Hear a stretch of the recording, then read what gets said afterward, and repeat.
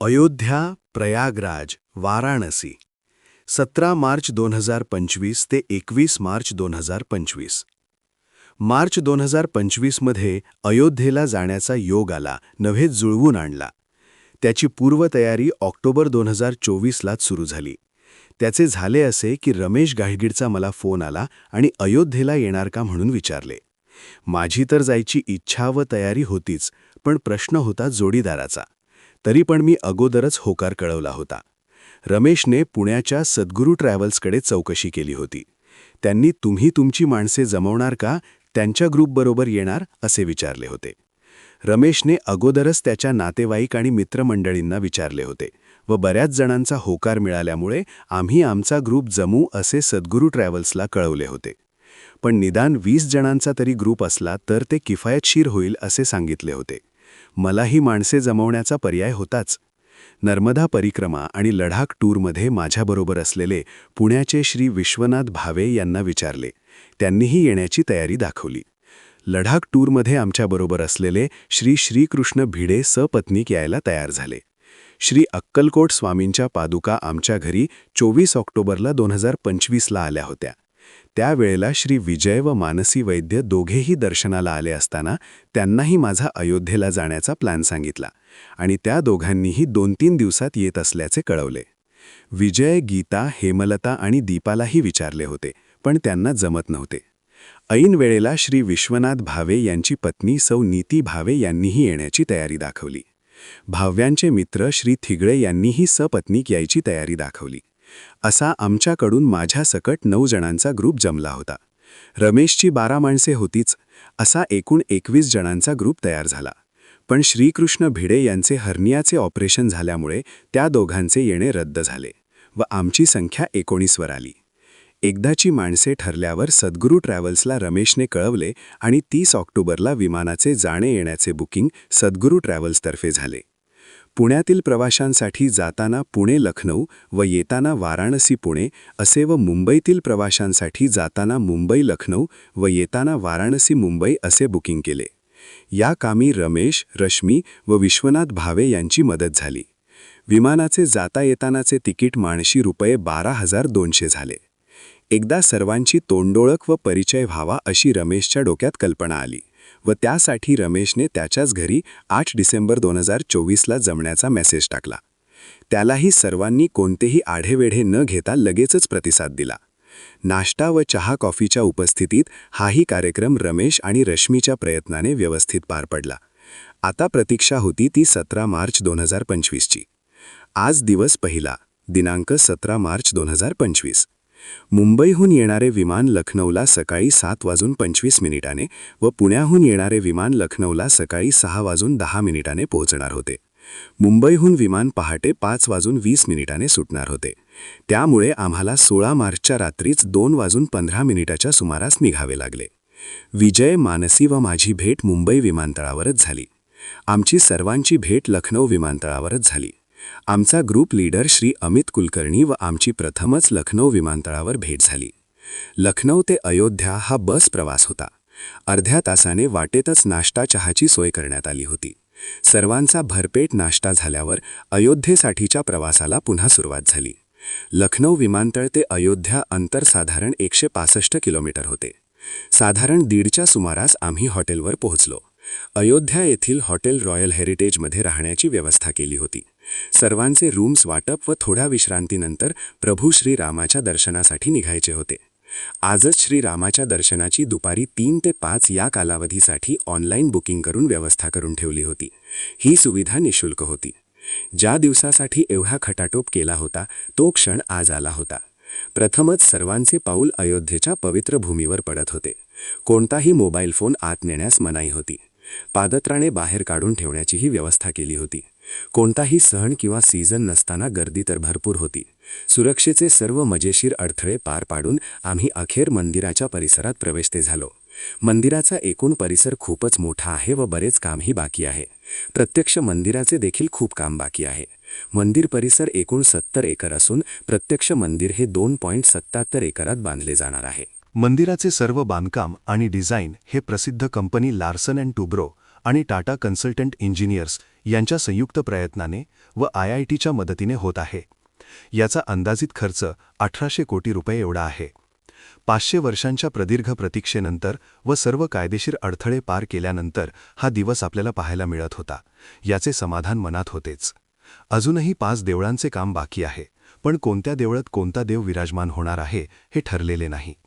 प्रभू श्रीरामाचे दर्शन 25 ते 30 फुटावरूनच घेऊ शकतो. त्यामुळे मूर्तीतले बारकावे बघू शकत नाही. मूर्तीकडे काही सेकंदच बघता येते. जास्त वेळ थांबताच येत नाही, कारण तेथील सेवकांचा भक्तांना पुढे रेटण्याचा कार्यक्रम जोरात चालू असतो. इतके दिवस अनेक सामाजिक माध्यमांवर बघितलेली व त्यामुळे लक्षात राहिलेली प्रभू श्रीरामाची मूर्ती डोळ्यासमोर आणून ती तशीच आहे का, असा विचार मनात येण्यापूर्वीच आपण पुढे ढकलले गेलेले असो, पण ती कल्पनेतील मूर्ती प्रत्यक्ष डोळ्यासमोर बघून मन तृप्त झालेले होते. मंदिराच्याच प्रांगणात पण मुख्य गाभाऱ्याबाहेर सर्वांनाच रामरक्षा कवच स्तोत्र पठणाचे भाग्य लाभले. मोबाईल कॅमेराच्या मनाईमुळे सर्व काही डोळ्यात साठवण्याशिवाय पर्याय नव्हता. हे सर्व डोळ्यात आणि मनात साठवतच आम्ही बाहेर पडलो. त्यानंतर हनुमानगढी या हनुमान मंदिराला भेट दिली. हनुमानाला भेटण्यासाठी प्रचंड गर्दी व लोटालोटीतून जावे लागते. या मंदिरापर्यंत पोहोचण्यासाठी 76 पायऱ्या चढून जाव्या लागतात. या हनुमानाची उंची फक्त 6 इंच असून सोन्याची मूर्ती आहे व हनुमान बालरूपात अंजनी मातेच्या मांडीवर बसलेला आहे. हे मंदिर 10व्या शतकात संत बाबा भगवानदास यांनी बांधल्याचे मानले जाते. 18व्या शतकाच्या सुरुवातीला स्वामी अभयरामदासच्या मार्गदर्शनाखाली नवाब सिराजुद्दौला याने या मंदिराचे निर्माण केले असेही मानले जाते.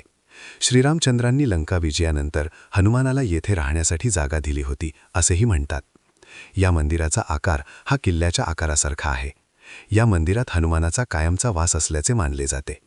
1998 साली एका माकडाने दहशतवाद्यांनी मंदिराच्या मुख्य विद्युत पुरवठा पॅनलमध्ये लावलेला टाईम बॉम्ब निकामी करून हनुमानगढी मंदिर वाचवल्याची कथा सर्वश्रुतच आहे. असे हे अनेक कथांनी नटलेले हनुमानाचे मंदिर मोठ्या भक्तिभावाने बघून बाहेर पडलो. रिक्षाने शरयू नदी घाटावर पोहोचलो. अंधार पडत चालला असल्याने दिव्याच्या रोषणाईने घाट नटला होता व तो अधिकच उजळून निघाला होता.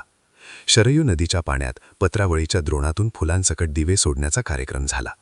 वाऱ्याच्या झोताबरोबर हेलकावे खाणारे दिवे रंगीत फुलांमुळे अधिकच मोहक दिसत होते. तेथे काही फोटोग्राफी करून जवळच असलेल्या लता मंगेशकर चौकाला भेट दिली. तेथे एका गोलात वीण्याची एक कलाकृती आहे. लता मंगेशकर यांच्या 93व्या जयंतीनिमित्त उत्तर प्रदेशचे मुख्यमंत्री श्री योगींनी या 40 फूट लांब वीणेचे उद्घाटन केले. या वीणेचे वजन 14 टन एवढा आहे. त्या जागेचे लता मंगेशकर चौक असे नामकरण केलेले आहे. हीच ती जागा एक फोटो काढण्याची जागा म्हणून प्रसिद्ध झाली आहे. नंतर काल रात्री 2:30 दरम्यान निघाल्यामुळे आजचा दिवस लांबला गेल्यासारखा वाटला. रात्री हॉटेलवरच जेवण होते व आजचा दिवस संपला. आज दिवस दुसरा, दिनांक 18 मार्च 2025. सकाळी नाश्ता चहा वगैरे आटपूर अयोध्येहून प्रयागराजला निघायचे होते. प्रवास बसचा होता व अंतर साधारण 170 किलोमीटर होते. पोहोचायला 4 तास लागणार होते. ठरल्याप्रमाणे सकाळी नाश्ता चहा घेऊन निघायला 9 वाजले होते. आजचा मुक्काम प्रयागराज येथील हॉटेल कावेरीमध्ये होता. थोड्याशा विश्रांतीनंतर जवळच्याच मंदिरांचे दर्शन करण्यास बाहेर पडलो. दुपारच्या जेवणाचा त्यांच्या टूरमध्ये अंतर्भाव नव्हता. प्रत्येकाने आपापल्या खर्चाने व आपल्या आवडीनुसार दुपारचे जेवण घ्यायचे होते. रिक्षाने अलोपी देवी मंदिर येथे पोहोचलो.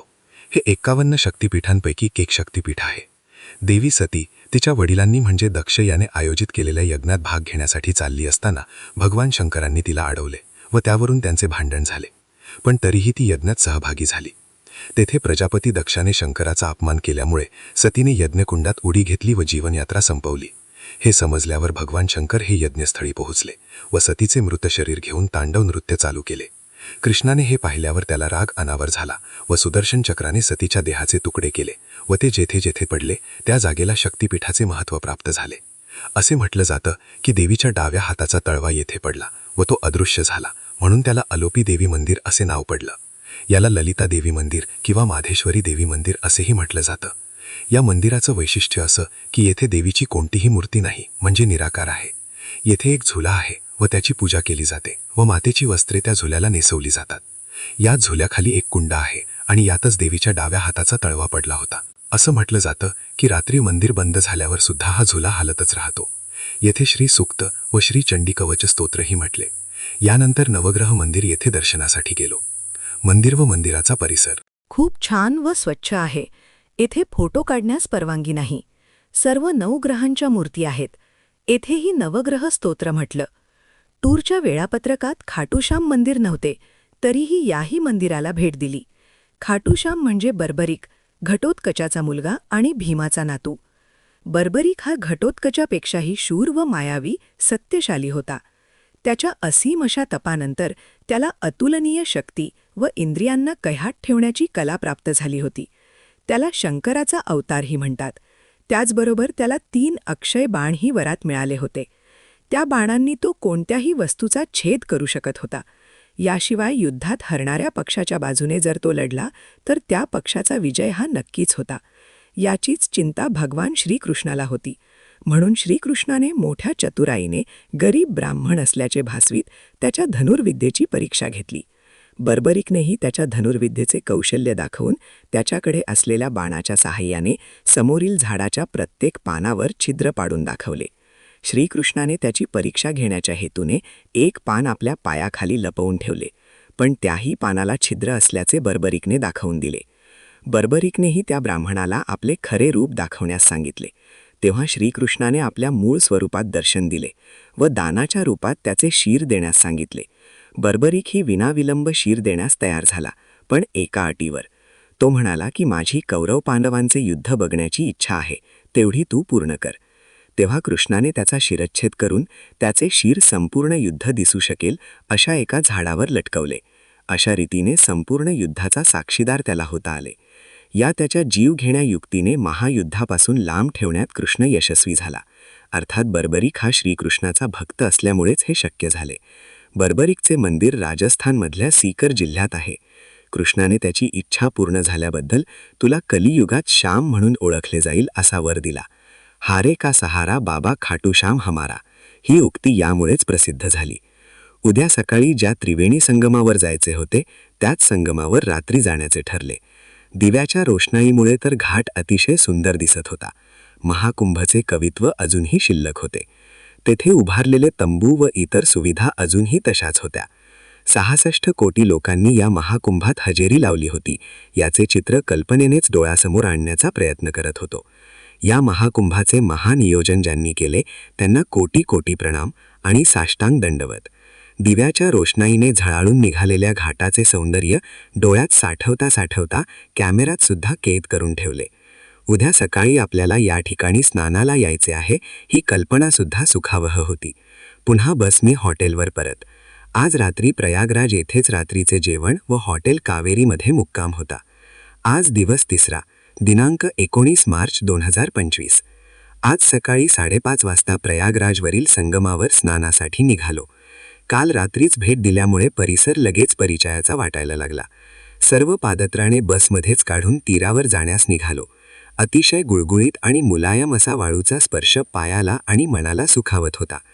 गोष्टी निर्मळ असल्या की जशा का मनाला टोचत नाहीत तशा त्या पायालाही टोचत नाहीत याचा प्रत्यय पावलोपावली येत होता. संगमाच्या तीरावर आंघोळ करण्यापेक्षा बोटीने जाऊन जेथे जेटी बांधली आहे तेथे जाऊन आंघोळ करण्याचा अमितने दिलेला पर्याय सर्वांनाच मान्य होता. त्यामुळे आम्ही सर्वजण बोटीने तेथे पोहोचलो. पाणीही फार खोल नव्हते. जेमतेम पाऊणभर किंवा थोडे वर एवढेच होते. त्यामुळे पाण्याची भीती असण्याचा प्रश्नच नव्हता. गंगेत घोड नाहालं या म्हणीची पूर्तता करण्याएवढेच पाणी खोल होतं. पाणीही स्वच्छ होते. खालचा वाळूचा तळ स्पष्ट दिसत होता. या वाळूचा मऊशार स्पर्शही पायाला आनंदच देत होता. ज्याला जसे आवडेल तसे पाण्यात प्रत्येकजण डुंबत होता असं म्हणणं सुद्धा धाडसाचे ठरावे. 15-20 मिनिटे तरी पाण्यात मनसोक्त राहता आले. गंगेचे पाणी घरी नेता आले तर बरं होईल असा विचार मनात येईपर्यंत समोर एक माणूस प्लास्टिक कॅन विकण्यासाठी आला.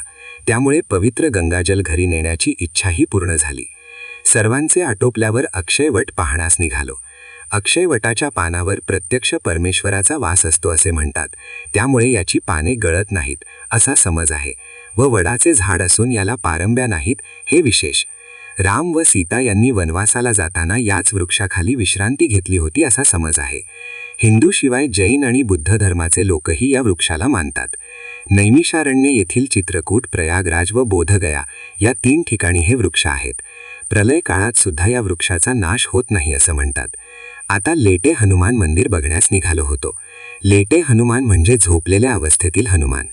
राम व लक्ष्मण यांना अहिमही रावण यांच्या तावडीतून सोडवून आणल्यानंतर विश्रांतीसाठी हनुमान येथे थांबला होता, म्हणून तो या अवस्थेत आहे. एका हातात राम व लक्ष्मण यांच्या मूर्ती आहेत व दुसऱ्या हातात गदा आहे.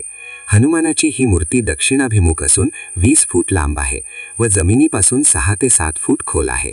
याला लेटे किंवा बडे हनुमान असेही म्हणतात. पावसाळ्यात नदीचा प्रवाह वाढल्यानंतर गंगा हनुमानाला अभिषेक करायला येते असा समज आहे. हनुमान जेव्हा लक्ष्मणासाठी संजीवनी घेऊन जात होता तेव्हा तो येथे थांबला होता असाही समज आहे. अशा अनेक प्रकारच्या कथा या मूर्तीशी निगडीत आहेत. येथेही प्रचंड गर्दी व लोटालोटी होती. अशाही परिस्थितीत फोटो काढण्यात यश आले होते. सर्व देवदर्शन आटोपल्यावर बस हॉटेलच्या दिशेने निघाली. आता नाश्ता चहा झाल्यावर वाराणसीकडे प्रस्थान करायचे होते. निघायला 9:30 वाजले होते. अंतर साधारण 137 किलोमीटर होते. पोचायला साधारण दुपारचा 1 वाजला होता. वाराणसीला काशी, बनारस याही नावाने ओळखले जाते. पुराण काळापासून काशीला महत्त्व प्राप्त झाले आहे. प्रथम वाराणसी येथील हॉटेल प्राईमलँड येथे चेक इन केले. रूम्स अलॉटमेंटनंतर स्थिरस्थावर झाल्यावर थोड्याशा विश्रांतीनंतर 2:30-3:15च्या दरम्यान सारनाथचे स्तूप पाहण्यास निघालो. सारनाथ ही बौद्ध यात्रेकरूंसाठी पूजनीय श्रद्धास्थान आहे, तसेच तीर्थक्षेत्रापैकी एक आहे. ज्यावेळी भगवान बुद्धांनी सारनाथला भेट दिली तेव्हा ते येथे राहिले होते असे मानले जाते. या ठिकाणापासूनच भगवान बुद्धांनी त्यांचे पहिले प्रवचन देऊन धम्माचा प्रवास सुरू केला होता. धामेक स्तूप हे त्या स्थानाचे चिन्ह असून त्यांच्या पहिल्या 5 शिष्यांना पहिले शिक्षण दिले. तेथे थोडी फोटोग्राफी करून सारनाथच्या परिसरातून बाहेर पडलो व हॉटेलवर पोहोचलो. जेवण झाल्यावर उद्याच्या कार्यक्रमाची रूपरेषा सांगितली. आज 4था दिवस, दिनांक 20 मार्च 2025. आज सबंध दिवस फिरण्यासाठी कालपर्यंत असलेली मोठी 32 सीटर बस आजपासून आमच्या सेवेत नव्हती. एकाच 20 सीटर बसने आजचा प्रवास होता. काल सांगितल्याप्रमाणे आज पहाटे 5:30 वाजताच काशी विश्वेश्वराच्या दर्शनाला जायचे होते. त्याचेही VIP पासेस घेऊन ठेवले होते. माणशी 250 रुपये देऊन त्याचे आगाऊ बुकिंग करून ठेवले होते. पण विश्वेश्वराचे दर्शन घेण्याआधी काळभैरवाचे दर्शन घ्यायचे ठरले. पादत्राणे बसमध्येच काढून आम्ही काळभैरवाच्या दर्शनाला निघालो. गल्लीबोळातून वाट काढत आम्ही मंदिरापर्यंत पोहोचलो. मंदिरापर्यंत पोहोचण्याचा रस्ता अगदीच चिंचोळा होता. येथेही भली मोठी रांग होतीच. अशा गर्दीतून मार्ग काढत आम्ही आत गाभाऱ्यात पोहोचलो. तेथेही चेंगराचेंगरी होतीच, कारण मंदिरात जाणाऱ्यांचा आणि मंदिरातून बाहेर पडणाऱ्यांचा मार्ग एकच होता. बेशिस्तीचा हा परिणाम होता. मूर्तीपर्यंत पोहोचल्यावर मात्र दर्शन व्यवस्थित झाले. मंदिरातून बाहेर पडल्यावर मात्र पुन्हा बसने काशी विश्वेश्वराच्या मंदिरापर्यंत बसचा प्रवास सुरू झाला. सकाळी 7 वाजता सुद्धा बाहेरपर्यंत रांग होती. तेथेही लोटालोटीचा प्रकार होताच. जसजसे आत जात होतो तसतसे जागा मोठी होत गेल्यामुळे गर्दी विरळ वाटत गेली. मध्ये मंदिर असून 4ही दरवाजांनी दर्शन घेण्याची सोय होती, पण 4ही दरवाजांसमोर भल्या मोठ्या रांगा होत्याच. जोशी ब्राह्मण संघाचा पट्टा अडकवलेल्या माणसाने अमितशी संपर्क साधला व दर्शन 15 मिनिटात करून देत असल्याचे सांगितले, पण माणशी ₹100 एवढे द्यावे लागतील. आम्ही सर्वांनीच त्याला सहमती दर्शवली. आमच्या 19 पैकी एक तुकडी 10 मिनिटात दर्शन घेऊन आले सुद्धा. आमचा काही जणांचा नंबर काही वेळाने लागला, पण दर्शन व्यवस्थित घेता आले. देवळात रुद्र महिम्न स्तोत्र व शिवतांडव स्तोत्र म्हणण्याचा विचार केला होता. एकंदरीत गर्दी बघून ते बसून म्हणता येईल असे वाटत नव्हते, म्हणून रांगेत असतानाच शिवमहिम्न स्तोत्र व शिवतांडव स्तोत्र म्हटले. रुद्राध्याय म्हणायला संधी व सावळच मिळाली नाही, त्यामुळे इच्छा असताना सुद्धा रुद्रपठण राहूनच गेले. त्यानंतर अन्नपूर्णेचे मंदिर पाहण्यास निघालो, तेही चालतच. अन्नपूर्णेच्या मंदिरातही अमितच्या मते भरपूर गर्दी असते, तशा सूचनाही अमितने दिल्या होत्या, पण आमच्या सुदैवाने तेथे अजिबात गर्दी नव्हती. दर्शन व्यवस्थित घेता आले व स्त्रीवर्गाला देवीची ओटीही भरता आली. तेथून विशालाक्षी मंदिर पाहण्यास गेलो, तेही चालतच, अर्थात लहान गल्ल्यातूनच. पुराणानुसार विशालाक्षी मणिकर्णिका हे 52 शक्तिपीठांपैकी एक आहे. सतीची कर्णकुंडले किंवा डोळा येथे पडला असल्याचे मानतात. तामिळनाडू येथील नट्टू कोट्टाई मर्कंटाईल समाजाने हे बांधले व तेच त्याची देखभाल देखील बघतात. देवीची जुनी मूर्ती नव्या मूर्तीच्या मागे असल्याचे स्पष्ट दिसते. या मंदिराचे दर्शन झाल्यावर हॉटेलवर परतण्यासाठी रिक्षा करून बस पार्किंगकडे जाण्यासाठी निघालो. थोड्याशा चुकावुकीमुळे आम्हाला हॉटेलवर पोहोचण्यास तासभर उशीर झाला, पण अमितने हॉटेलला फोन करून नाश्त्याची वेळ वाढवण्यास सांगितले होते. सुमारे 10:30च्या सुमारास आम्ही हॉटेलवर पोहोचलो. नाश्ता चहा झाल्यावर आमच्याकडे दुपारी 3 वाजेपर्यंत वेळ होता. ज्यांना खरेदी करण्याची इच्छा होती त्यांनी खरेदी करून थेट नमो घाटावर येण्याच्या सूचना अमितने त्यांना दिल्या होत्या. आम्ही उर्वरित मंडळी दुपारी 3च्या दरम्यान संकटमोचन हनुमानाच्या दर्शनाला निघालो होतो. बसने मंदिरापर्यंत पोहोचलो तर मारुतीची आरती चालली होती. अतिशय जोशपूर्ण व भक्तिभावाने रामनामाचा व मारुतीरायाचा घोष चालला होता. राम लक्ष्मण जानकी जय जय जय हनुमानकीचा गजर जोरात चालला होता. जवळजवळ 25-30 मिनिटे आरती चालली होती. हनुमान चालिसाच्या ओळी, रामनामाचा गजर अशा वेगवेगळ्या प्रकाराने हनुमानाला आळवणे चालूच होते. शेवटी सर्वांसमोर आरतीचं तबक फिरवले गेले व मारुतीचं दर्शन घेऊन आम्ही मंदिराबाहेर पडलो. यानंतर आम्हाला नमो घाटावर जायचे होते. जे लोक खरेदीसाठी गेले होते तेही नमो घाटावर पोहोचत होते. 4:30च्या सुमारास आम्ही सर्वजण नमो घाटावर पोहोचलो. घाट हल्लीच बांधला असल्याने अतिशय सुंदर आहे. फोटो काढण्यासाठी भरपूर वाव आहे, त्यामुळे तेथे भरपूर फोटोग्राफीचा आनंद लुटता आला. गंगा आरती पाहण्यासाठी संपूर्ण बोटीचे बुकिंग केले होते. बोटीचा अप्पर डेक हा आमच्यासाठी बुक केला होता. तळमजवा हा तर संपूर्ण रिकामाच होता.